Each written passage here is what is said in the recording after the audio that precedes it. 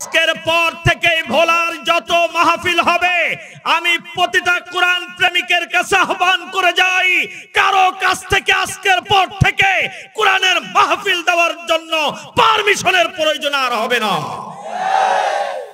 Permission নিলেন না কেন? এজন্য যদি মাহফিল বন্ধ করতে আসে, আপনার আমার হাতে অস্ত্র নাই, গোলা বারুদ নাই, কিন্তু তিতুমিরের বাঁশের লাঠি এখনো জমা দেই নাই। বাঁশের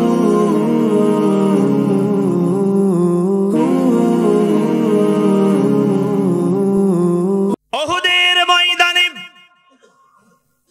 মুনাফিকিরা একের পর এক যখন প্রতিটা জায়গায় ছড়িয়ে দিল মুহাম্মাদুর রাসূলুল্লাহ সাল্লাল্লাহু আলাইহি ওয়াসাল্লাম শাহাদাত বরণ করেছে, ইতিমধ্যে সকাল বেলায় প্রতিমধ্য থেকে আব্দুল্লাহ বিন উবাই ইবনে সালুল মুনাফিক নেতা একজন নয়, দুইজন নয়, 300 জনকে রাস্তা থেকে ভাগিয়ে নিয়ে চলে গেছে।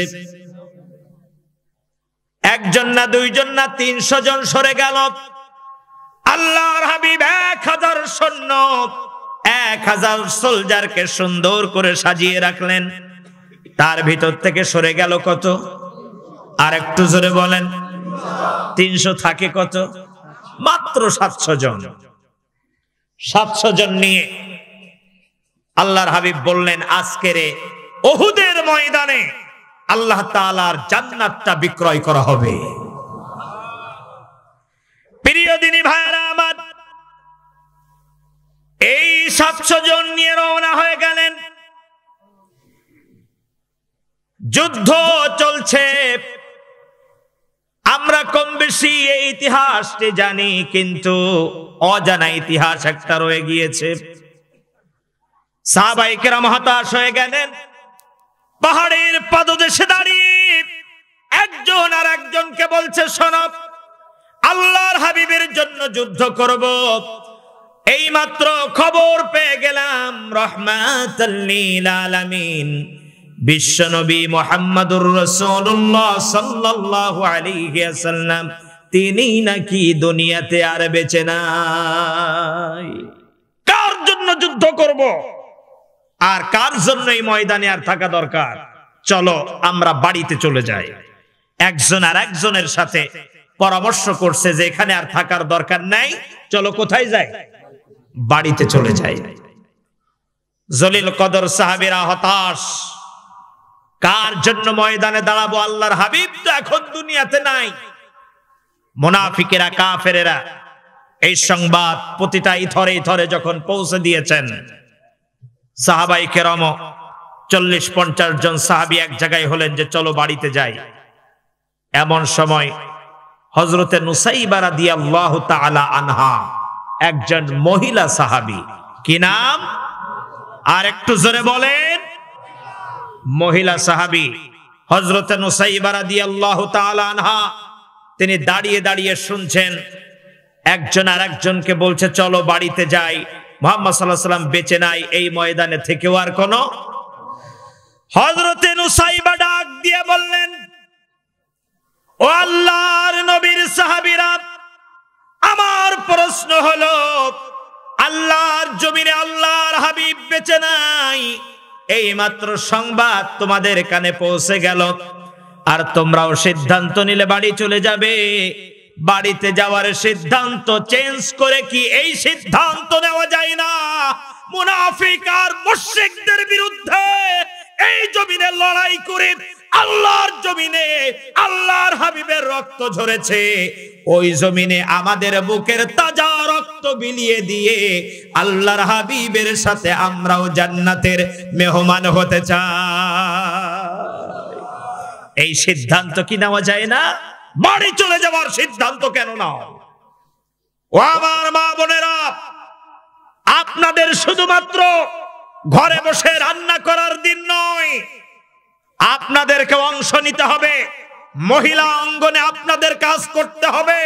তালিম তারবিয়াতের মাধ্যমে আজকের যুবক যুবতীরা, আপনার মেয়েরা, আপনার বোনের মেয়েরা আপনার এলাকার মেয়েরা খারাপ পথের দিকে ধাবিত হচ্ছে, তাদেরকে ইসলামের ভিতরে আনার দায়িত্ব আপনাদের গ্রহণ করতে হবে।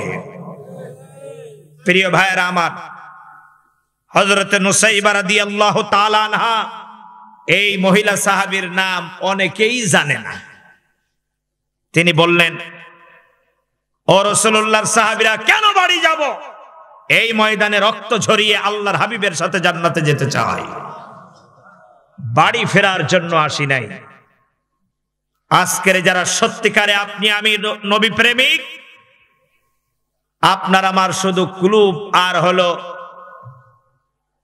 তসবিহ মেসওয়াক, এটা দিয়ে সুন্নাহ পালন করলে হবে না। খাওয়ার পরে কদু খাওয়া সুন্নাত, এটা পালন করা খুব সহজ, কারণ কদু খাইলে তার বিপদ নাই।